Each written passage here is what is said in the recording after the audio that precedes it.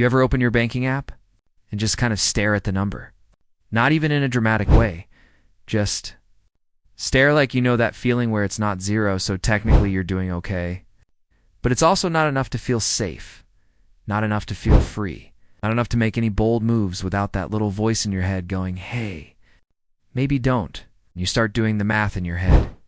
If I save this much every month and nothing goes wrong, and I don't have any unexpected expenses, maybe in, 10 years I'll be in a better spot. It just feels slow, like life is happening in fast forward. But your finances are buffering, and I don't know. Maybe it's just me, but I've spent way too much time thinking about money. Like not just how to earn it, but how people actually build it. Why some people seem to take $10,000 and somehow turn it into $500,000, while others work just as hard, maybe harder, and stay stuck in the same range for years. Because on the surface, the advice seems simple, right? Save more, spend less. Invest consistently. Cool. Makes sense. But then you look around and you realize that's not the whole story. There are people doing all of that and still not really moving forward in a meaningful way. So what's missing? What's the thing that doesn't show up in the basic advice, but quietly determines whether your $10,000 stays $10,000 or becomes something much, much bigger? That's what we're going to talk about today. Not in a get-rich-quick kind of way. Honestly, if that's what you're expecting. This might disappoint you, but if you're willing to think a little differently about time, about risk, about how money actually compounds in the real world, then yeah, this might completely change how you approach your next few years. So let's start with something that sounds obvious, but kind of isn't. Most people think money grows in a straight line. You earn more gives. You save more, gives you invest more, gives your net worth gradually increases, like climbing a staircase. Step by step, and technically, yeah, that's true. But in reality, wealth almost never grows like that. It grows in bursts, long periods of nothing happening, followed by sudden jumps that feel almost unfair. And this is where people get frustrated, because you can go months, sometimes years doing the right things and seeing almost no visible progress. You're investing regularly. You're cutting unnecessary expenses. You're trying to increase your income, and your net worth graph looks flat, or worse, lightly up, slightly down, just kind of wobbling, so you start questioning everything. Is this even working? Am I doing something wrong? And here's the thing most people miss. Those flat periods are not failures. They're setup phases. Think of it like heating water. You can apply heat for a long time, and nothing seems to happen. It's just water, but behind the scenes, temperatures rising, and then suddenly, minus 100 degrees Celsius, boom, boiling. Wealth works the same way. That jump from $10,000 to $50,000 might take longer than expected, but $50,000 to $200,000, that can happen much faster. If the foundation is right, why this matters? Because if you expect linear growth, you'll quit during the boring middle. And that's exactly where most people drop off. Actionable takeaway. Stop measuring progress month-to-month. Start thinking in 2 to 3 year cycles. Ask yourself, what am I building that hasn't paid off yet, but will? Okay, so here's where things start to get a little uncomfortable. Because saving alone won't get you to $500,000. Not in any reasonable time frame. Let's be honest. If you're saving $500 a month, that's $6,000 a year. Even before investing returns, taxes, inflation, it's slow. And yeah, investing helps. Compounding helps. But the real accelerator, income, specifically leveraged income. Now what does that mean? It means income that isn't directly tied to your hours. Because if every dollar you earn requires your time, there's a ceiling to 4 hours in a day. That's it.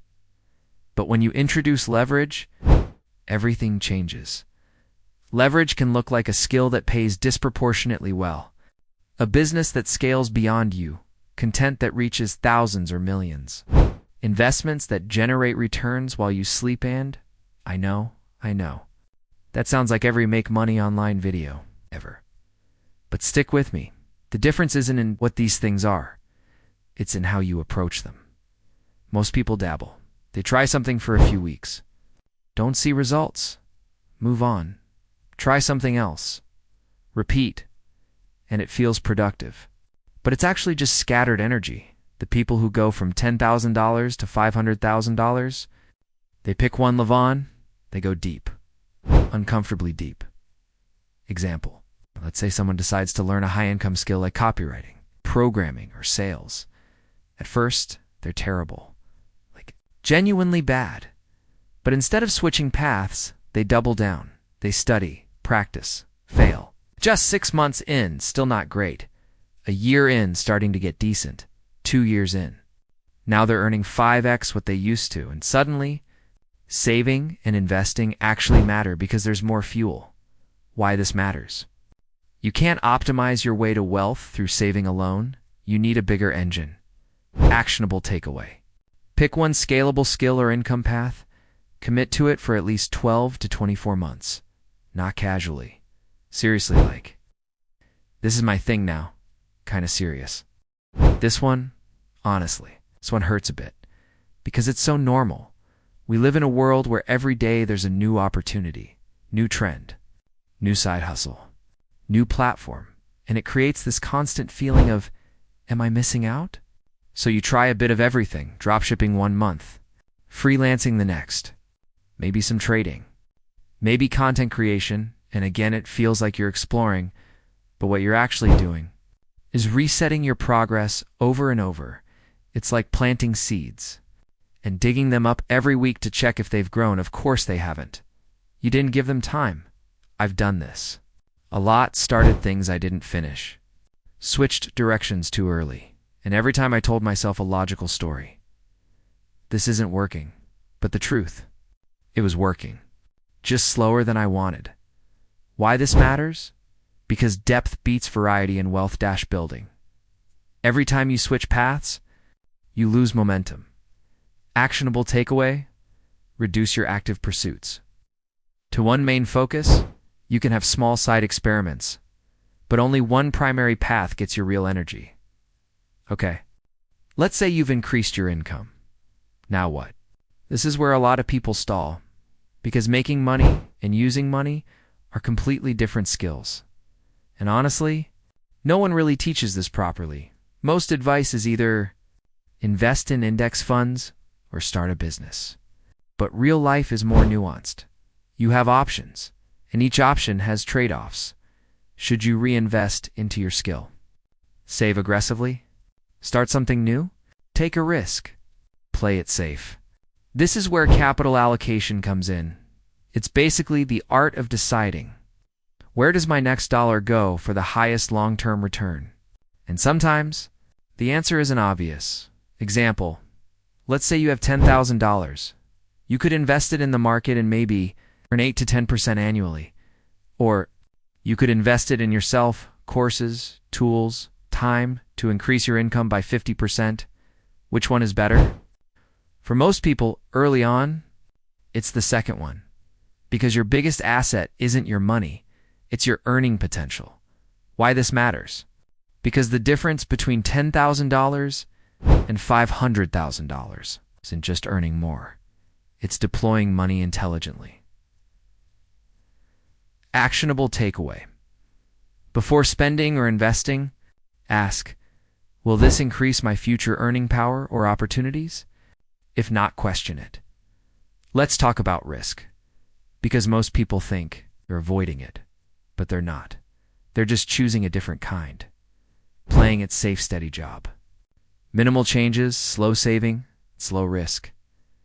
But there's a hidden risk: stagnation. If your income doesn't grow and inflation keeps rising, you're slowly losing ground. It just doesn't feel dramatic, so we ignore it.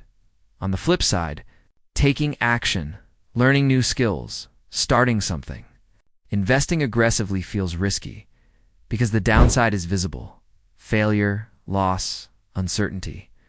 But the upside? Massive. So the real question isn't, is this risky? It's which risk am I choosing? The risk of trying and possibly failing, or the risk of staying the same and definitely not growing? Why this matters? Because getting to $500,000 requires some level of discomfort. There's no version of this path that's completely safe. Actionable takeaway. Start taking calculated risks, not reckless ones, but intentional bets with asymmetric upside. This one is subtle, but powerful. Your identity shapes your financial behavior more than any strategy. If you see yourself as bad with money, you'll act accordingly. If you see yourself as someone who just gets by, that becomes your ceiling. But if you start seeing yourself as someone who builds wealth, everything shifts. You start asking different questions, making different choices, thinking longer term. And it's not about pretending, it's about gradually updating your self-image. Based on your actions, you save consistently. That's evidence you invest wisely. More evidence, you build a skill, even more, and over time, that identity becomes real. Why this matters? Because strategy without identity is fragile. You'll fall back to old patterns. Actionable takeaway. Start reinforcing the identity you want. Small actions. Repeated consistently. Last thing, and this one might be the most important. People underestimate how long things take and overestimate how fast they can happen. Weird contradiction, right? You might think, I should be further ahead by now. But also, I want results in the next 3 months. And those two beliefs clash. The path from $10,000 to $500,000? It's not overnight. But it's also not as long as people think if you do the right things. It's consistently. We're talking 3 to 7 years for many people, which sounds long. Until you realize those years are going to pass anyway. Why this matters? Because patience isn't just waiting. It's staying consistent without immediate rewards. Actionable. Takeaway. Zoom out. Think in years, not weeks. So if you step back and look at all of this, it's not really about some secret hack. There's no hidden trick that suddenly turns $10,000 into $500,000 overnight. It's more layered than that. It's understanding that growth won't feel linear and not quitting when things look flat. It's realizing that your income is the engine, and without strengthening it, everything else moves slowly. It's choosing focus over distraction. Even when new opportunities keep pulling at your attention, it's learning how to actually use money, not just earn it. It's reframing risk not as something to avoid, but something to choose wisely, and maybe most importantly, it's becoming the kind of person who naturally moves toward growth. Because at the end of the day, money is just a reflection of your skills, your decisions, your patience, your consistency, and yeah, that might sound a little heavy, but it's also kind of freeing because it means the path isn't random. It's not reserved for a select few. It's built step by step, decision by decision. Slowly, then suddenly, and maybe right now, you're at the $10,000 stage, or even earlier, or maybe a bit further along, wherever you are. The real question isn't, how fast can I get to $500,000? It's, what kind of person do I need to become to make that outcome inevitable? And that's not something you figure out in one night, but you can start. Small shifts, better decisions, more focus, and over time, those quiet changes start stacking. Until one day, you look back. Open your banking app again. And this time, you don't just stare at the number. You understand exactly how it got there. And more importantly, you know it's just the beginning.